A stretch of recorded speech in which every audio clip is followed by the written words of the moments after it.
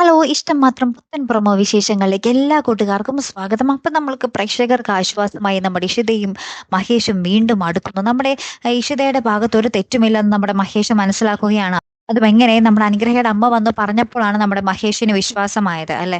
അതിനുശേഷം നമ്മുടെ ഇഷിതയെ നമ്മുടെ മഹേഷ് ചേർത്ത് പിടിക്കുന്നുണ്ട്. അപ്പുറത്ത് നമ്മുടെ ആകാശും രജനിയും വീണ്ടും നമ്മുടെ മഹേഷിനെ തോൽപ്പിക്കാൻ ഓരോരോ വഴികൾ നോക്കുന്നു.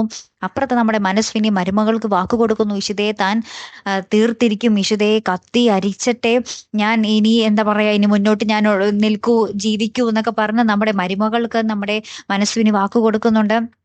മനസ്വിനി നമ്മുടെ അഷിതയുടെ കർണത്തടിക്കുന്നുണ്ട്. അങ്ങനെ വമ്പൻ മുഹൂർത്തങ്ങൾ തന്നെയാട്ടോ. ഏറ്റവും ഒടുവിൽ നമ്മുടെ ഇഷിതയെ മഹേഷ് ചേർത്ത് പിടിക്കുന്നുണ്ട്. പിന്നീട് നമ്മുടെ ഇഷിത മഹേഷ് എന്തൊക്കെയോ സംസാരിച്ച് അവസാനം നമ്മുടെ ഇഷിത എന്താ പറയാ, മഹേഷിനോട് ദേഷ്യപ്പെട്ട് അങ്ങോട്ട് ഇറങ്ങി പോകുന്ന ഒരു രംഗങ്ങൾ തന്നെയാട്ടോ വീണ്ടും നമുക്ക് കാണുവാൻ സാധിക്കുന്നത്. അപ്പൊ എന്തോ ഒരു സൗന്ദര്യ പ്രശ്നമാണ്, വലിയ പ്രശ്നമൊന്നും ഇല്ല ഇപ്പോൾ അവർ തമ്മിൽ കേട്ടോ.